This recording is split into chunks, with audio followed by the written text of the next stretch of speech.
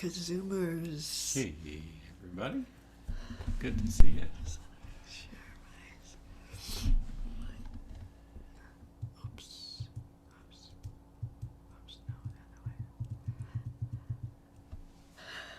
No, the other way. So, yeah, we got some more Hanukkah here.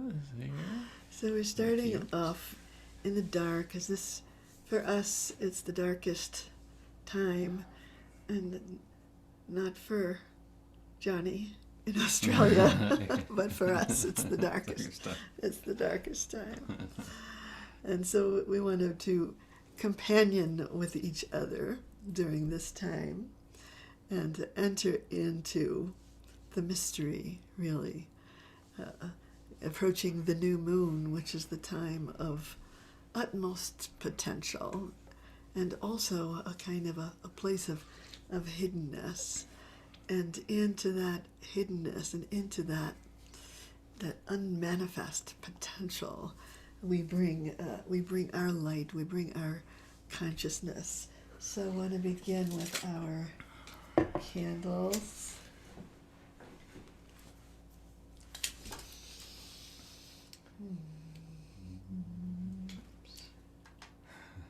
Got that good.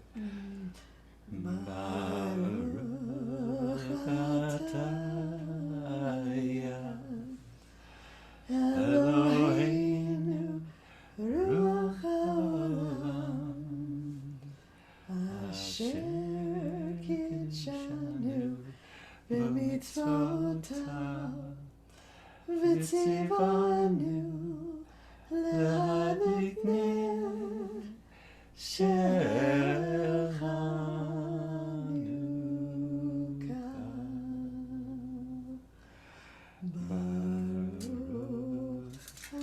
Chanukah. Eloheinu, Ruach haolam, Sha'asa nisim, Lavoteinu v'imotenu, Bayamim ha'il, Ba'azman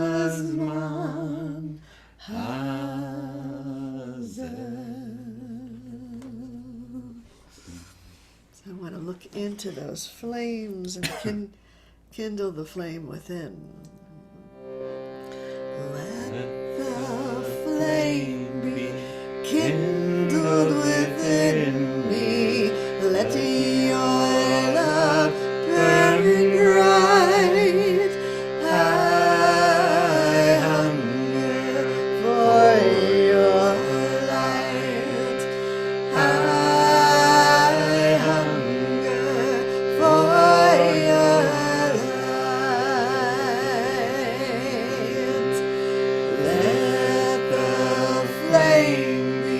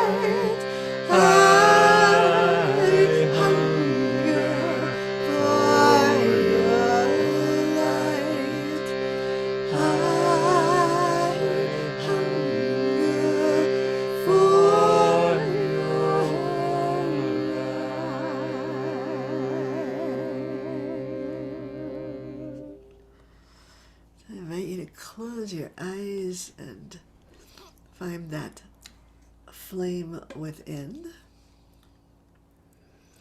And just breathe into that image of a flame inside you, which is your light, which is God light that's within you. And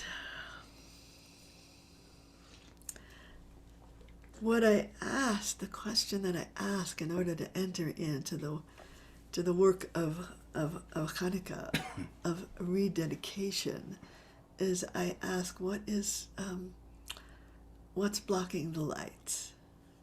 What's obscuring the light? What's dimming the light? Oh, Rachel, would you turn on the lights? I will. But if we were looking inside, we're going to turn on our lights out here, but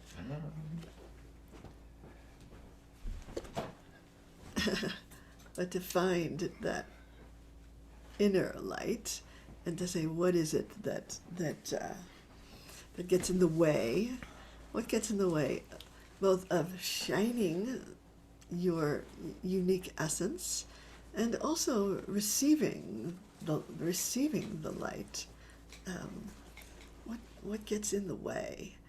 And when I was asking that question, I was, my answers were a certain kind of rigidity that sets in, certain tension that is inner tension, a certain kind of small mind, or maybe a place of trauma in me that keeps me from my radiance. And if you haven't, and you ask that question, if there's anything that comes to you want to put into the chat of like, what is it that blocks the light? You're welcome to add your whatever, how many cents you have. You're welcome to put words to it, because in a way we're looking at where is the over worrying about the world, overthinking, trying to run the show of my life, judgment of myself and others. Must be fear, but yeah, this is fear. Yes. Doubt, others' expectation, distractions, bad news, haughtiness, fear of not knowing, small mind and rigidity, worry about performance. Yeah. So when I notice patterns of broken trust, when I notice what blocks the light, then what I want to say is that now I need to do some kind of the transformation in me to make me a vehicle for this light, and allow it to shine through. And it's sometimes you have to go into the darkest places in order to find, it really shows up what the work is, what the curriculum is, what challenge we're faced with, who in our life is the spiritual teacher who has come to trigger us. Really, it's like and it's show their us, mission. and show us those places in us that are unhealed. So the Song of Songs has a very interesting kind of strategy here. And the beloved comes to us and says, come with me. And not just come with me, like, I'm going to take you someplace. And the place is a place of transformation. And the weird thing about some of those places of blockage is that they were defenses that were important to us at some point in our lives. and then they become not so useful. They become dead weight that we carry around, and they need to be dissolved, opened, transformed, and so God has like this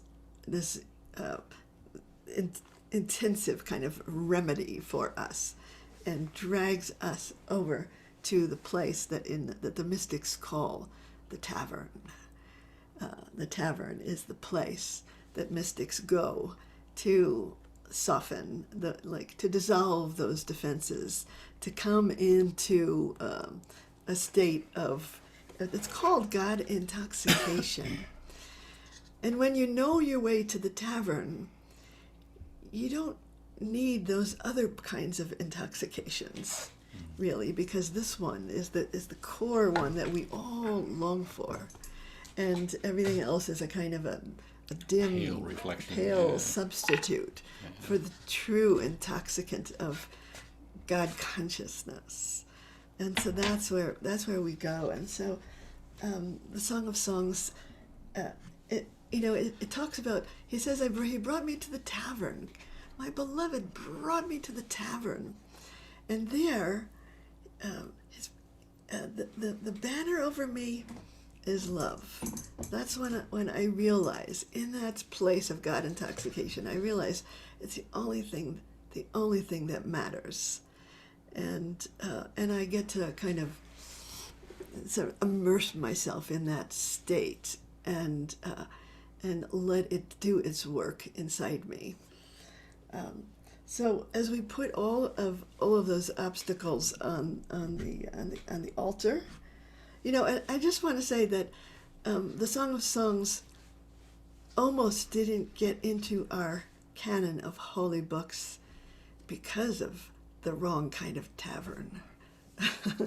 Because one of the main objections was that, it couldn't be holy because they're singing it in all the taverns, and but it's sometimes we go to the wrong tavern, and but it's just a step towards the right tavern.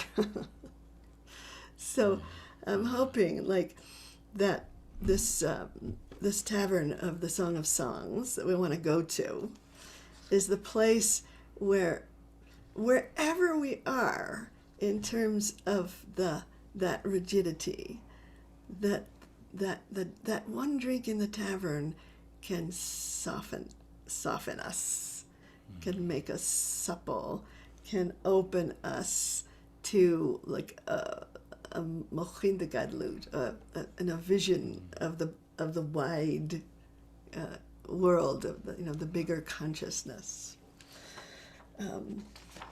So, you want to go? I always say this. You want to go?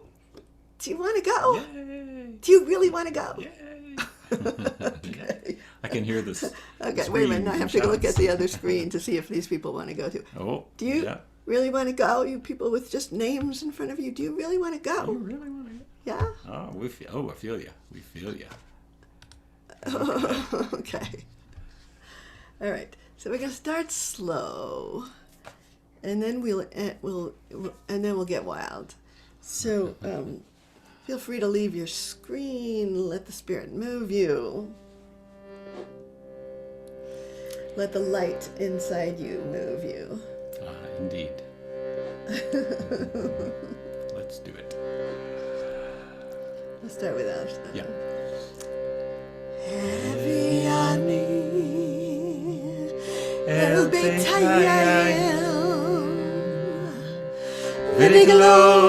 alai ahavah.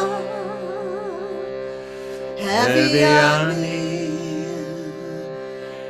bayt hayayin alai ahavah. He brought me to the tavern, and his banner over me is love. I surrender. He brought me to the tavern, and his banner over me is love. Hevi'ani He, bayt hayayin, alai, ahavah. Hevi'ani He, bayt hayayin, alai, ahavah. He brought me to the tavern, and his banner over me is love. He brought me to the tavern, and his banner over me is love. Hevi'ani He, bayt hayayin, alai, ahavah. Hevi'ani He, bayt hayayin, alai, ahavah. He brought me to the tavern, and his banner over me is love. He brought me to the tavern, and his banner over me is love. Hevi'ani He, bayt hayayin, alai, ahavah. Hevi'ani He, bayt hayayin, alai, ahavah. He brought me to the tavern, and his banner over me is love. He brought me to the tavern, and his banner over me is love. Hevi'ani He, bayt hayayin, alai, ahavah. Hevi'ani He, bayt hayayin, alai, ahavah. He brought me to the tavern, and his banner over me is love. He brought me to the tavern, and his banner over me is love. Hevi'ani He, bayt hayayin, alai, ahavah. Hevi'ani He, bayt hayayin, alai, ahavah. He brought me to the tavern, and his banner over me is love. He brought me to the tavern, and his banner over me is love. Hevi'ani He, bayt hayayin, alai, ahavah. Hevi'ani He, bayt hayayin, alai, ahavah. He brought me to the tavern, and his banner over me is love. He brought me to the tavern, and his banner over me is love.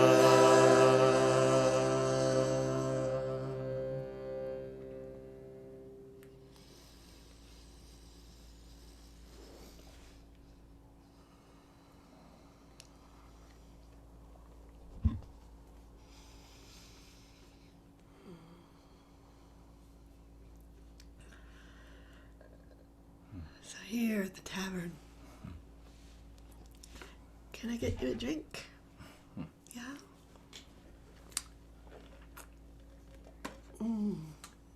L'chaim.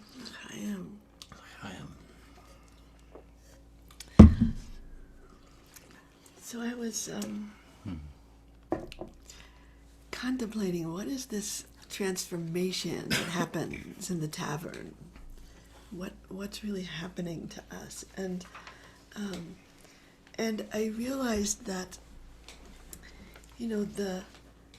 there is a certain state of consciousness that looks out and sees the miracle.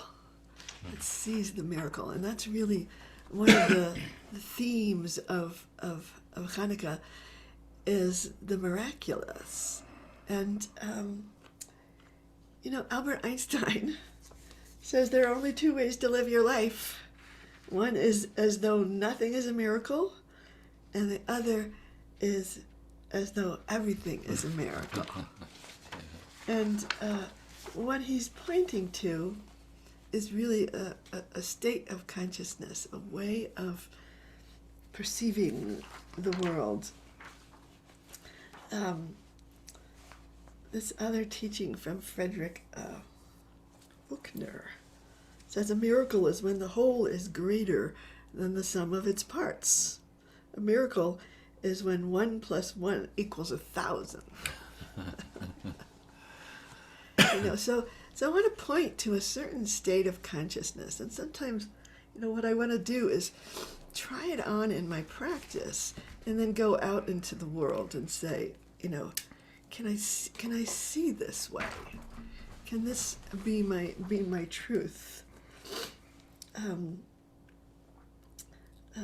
Another teaching from Noah Ben Shea says a miracle is often the willingness to see the common in an uncommon way.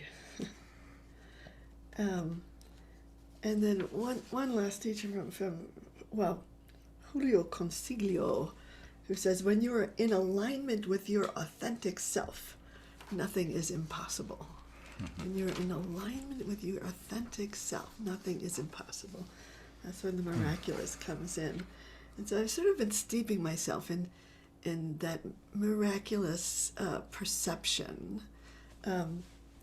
There's a poem, it might be part of the Song of the Self by Walt Whitman, and this part of it begins, it says, "Why, who makes much of a miracle?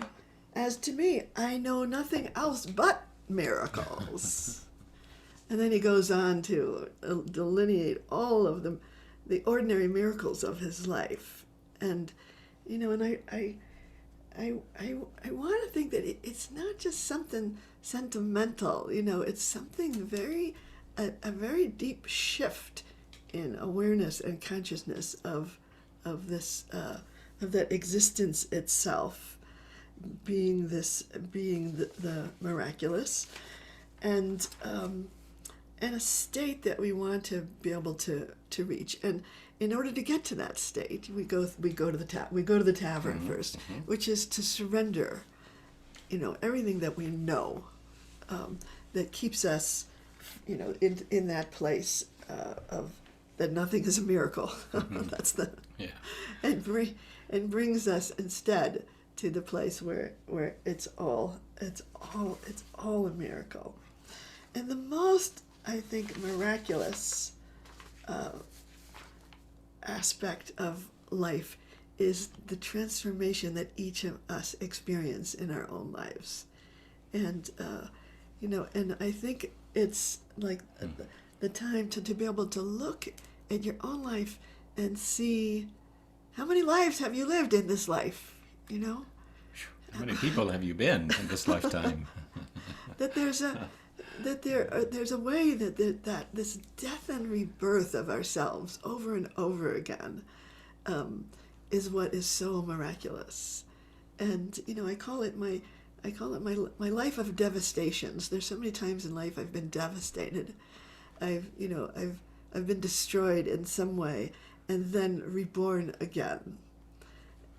Somebody else, other people experience that, and looking back, it feels miraculous, because when you're in that place of devastation, it's like you can't imagine, and and it's funny because imagination is partly what is required in order to step into that miraculous. I have this other teaching from Santosh Kumar that says imagination is the most powerful option to discover something new and create miracles, but it requires time and effort to function properly. So this use of the imagination to, for me, my imagination is central to my spiritual practice, because without it, I can't get out of the small world that I know into the larger world that's calling me. That I use my imagination as the pathway there, but it is a faculty that needs practice. So I want to celebrate this possibility of transformation. These words from Isaiah says this is what's happening now. He says, God is transforming her wilderness into delight, her wasteland into a divine garden. It is happening, even when we can't see it, and we want to. It's like tune the eyes of our heart to be able to see that we are in process. We're unfolding. I love time-lapse photography, watching flowers unfold and knowing, oh, that's what's happening also for me. But I can't usually see it. So let's take those places of devastation and offer them up to the power of transformation. Vayasem midbarah Eden. Vayasem midbarah Eden. Vayasem midbarah Eden. Ve'arata kegan Adonai. Vayasem midbarah Eden. Vayasem midbarah Eden. Vayasem midbarah Eden.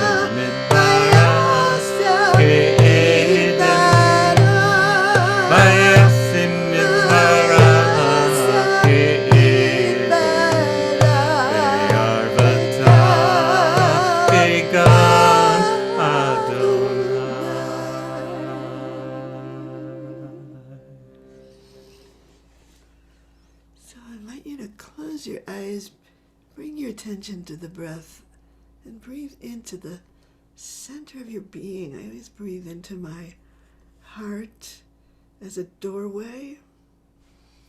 And as you breathe in, just acknowledge the movement inside you. That there is a stirring, there is something moving, there is a mystery unfolding, a grace that is pouring in and through.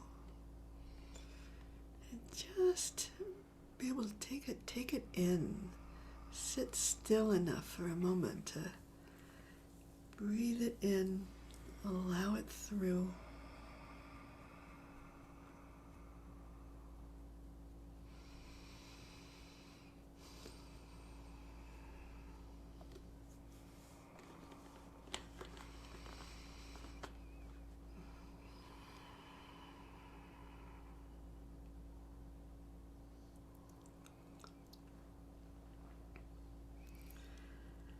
So when you're ready, you can open your eyes and just maybe take a look around the Zoom room at the lights that are shining here. The lights, Pretty beautiful lights.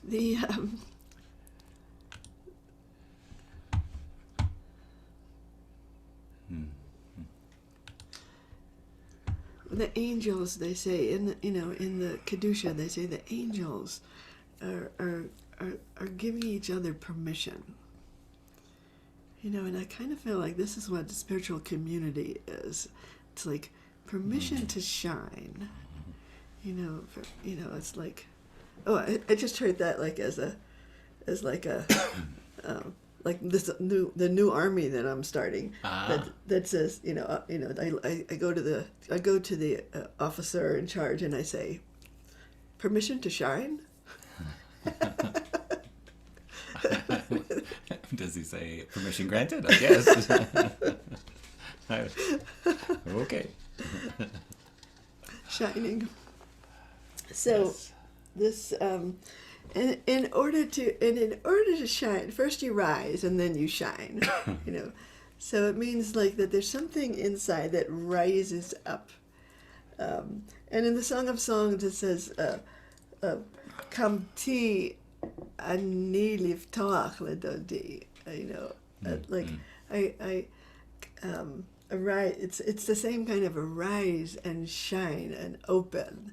So we want to feel ourselves like rising up inside. It's like there's an idea of an upright heart. There's a heart that kind of slumps in us, and then there's the upright heart, Yeshurun, and you want to sort of raise up that place in your heart to allow it to shine. So rise and shine. Because it's time already. It's it's like you've been hiding that light under a bushel. What's a bushel? What kind of bushel is? It's a big basket. It's a basket. We've been hiding it. Okay. Yes. Bushel of So apples. you've been hiding. So you want to be able to shine, because your light has come. And your light is the God light that shines through you, and the glory of God is shining on you. It's like there is an illumination, and I love lighting these fires, and say, I light these fires to illuminate whatever needs to be revealed to me. And to me, what it needs to be revealed are the places that need healing, because otherwise I just hide them away. So I want to shine light into all of those places, so that I can do the work with support, with your support. So let's see if let's shine here. Oh, wait a minute. I'm going to do Oh, yeah. This. Oh, Oh, you can put it down. oh, okay. We're not going to use both. Ah, yes. Much better. Better for me. I'm using an A and an E for those of you who are shooting along.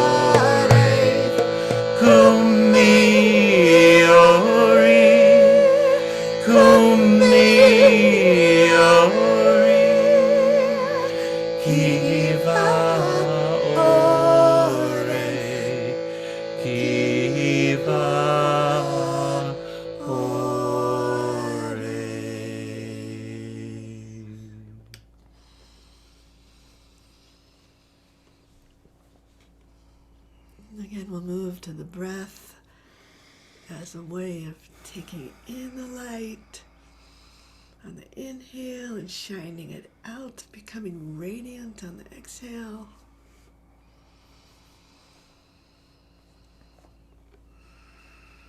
And see if you can feel yourself like a sun radiating in all directions.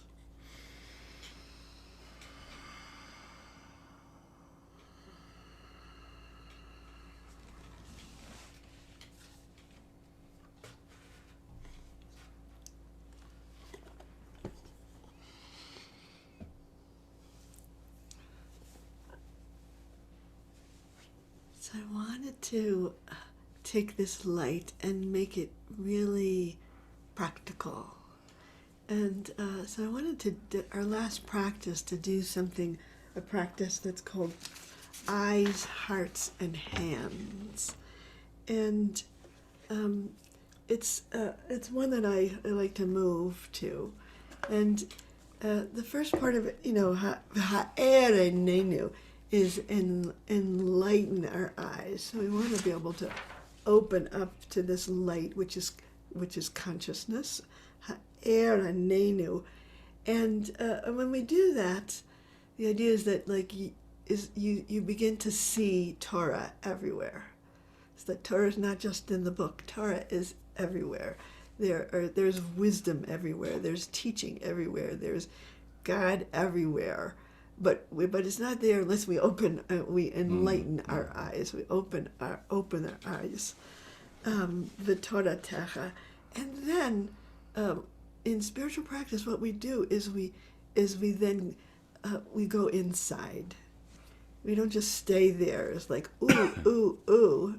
And then we want to be able to take that world out there and have it send us to this deepest place within, which is this thing, bayt libenu. Bayt libenu is this connection deep in our hearts that we are being sent. So when we see the miracle out there, it sends us to this deep place within our hearts. And the place of devekut is the place that's connected with God, that we carry in us, the mishkan, the temple, that we are rededicating this Chanukah is inside us. And we need to connect ourselves with that holy place within. And then here comes the practical part. The part is that there is a line of energy that we can create from our hearts and into our hands. So, the mitzvot are the things that we do, the things that we touch, the life that we live. And so we want them all to be filled with devekut energy, filled with the God force, so that whatever we do, and this is, I talked to earlier today with someone about how do we bring love to everything that we do. So we fill our hands with the God force. And then it's like whenever we touch, it has that heart energy that is touching it. So, that when you're touching another person, if you're touching the food that you're cooking, whatever you're touching, it's, there is this line of energy from the deep devekut place into your hands, and so. And of course, the heart meridian goes that same direction down the little finger. There's the heart meridian, so we're activating it. Okay. Yeah. And so Rachmil today was doing beauty in order. He was doing beauty in order today. And I found money. No, isn't it great when you finally clean up a pile and oh my God, there's money. You want to do more. But it was like but I could feel the energy in the house shift because it was filled with heart. Yes, indeed. I'm encouraging him, so he keeps doing that. Yeah. So I want to do this practice, and we're gonna stand if you are able or inspired to stand. and be able to move a little bit. So we want to be able to take off, first of all, those veils that keep us, veils of self-consciousness, veils of all of those things that we put on the altar at the beginning of. So we want to clear that away. So we say, V'ha'ereneinu b'toratecha v'dabek libeinu b'mitzvotecha v'ha'ereneinu b'toratecha v'dabek libeinu b'mitzvotecha v'ha'ereneinu v'ha'ereneinu v'ha'ereneinu v'toratecha v'dabek libeinu v'dabek libeinu v'dabek libeinu b'mitzvotecha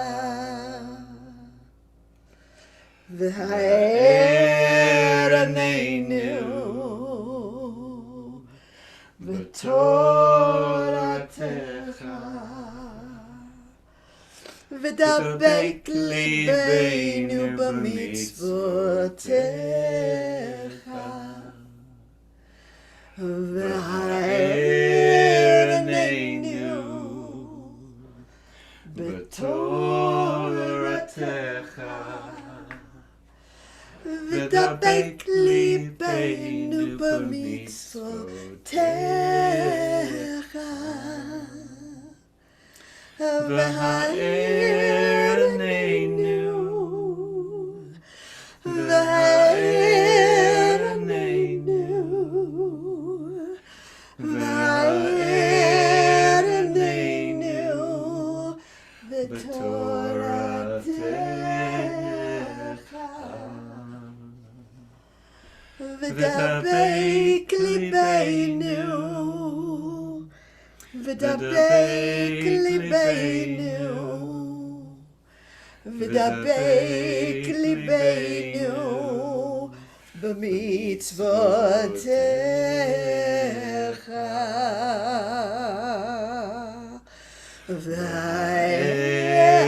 v'ha'ereneinu b'toratecha v'dabek libeinu b'mitzvotecha v'ha'ereneinu b'toratecha v'dabek libeinu b'mitzvotecha v'ha'ereneinu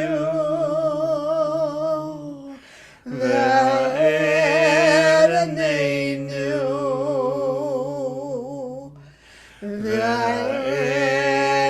v'ha'ereneinu b'toratecha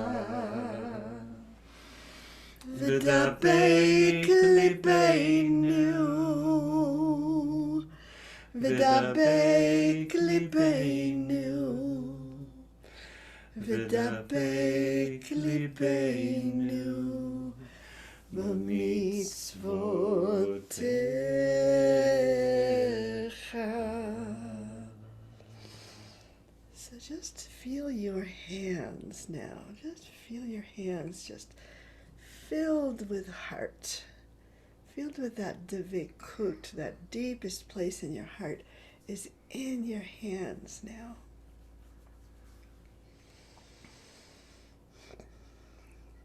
And these are the hands now that you can turn into the hands of blessing. And invite you to now to open your eyes, take a look at the holy Zoom screen,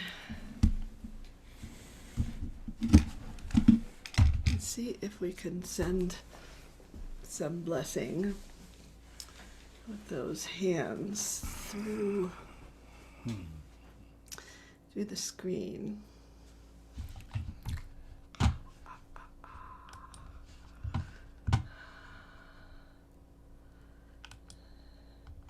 Just feel how powerful those hands are. Those are the hands that we're going to bless with, we're going to cook with, we're going to do beauty and order with, we're going to do tikkun olam with, we're going to do everything with these hands filled with heart, filled with God, filled with light.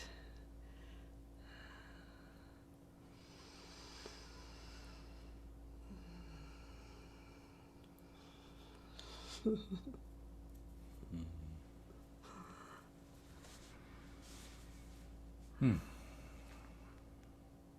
Ooh.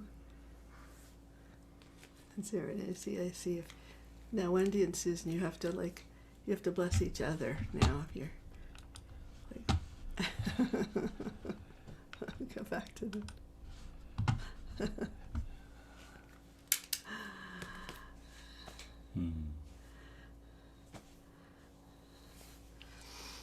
So wonderful to be together again. We did miss you. Hope you had a wonderful Thanksgiving. Yeah. So I invite you, if you want to take a few minutes with some of your spirit buddies here to reflect on your practice, to see what moved you, what stayed with you, what opened you, and we're going to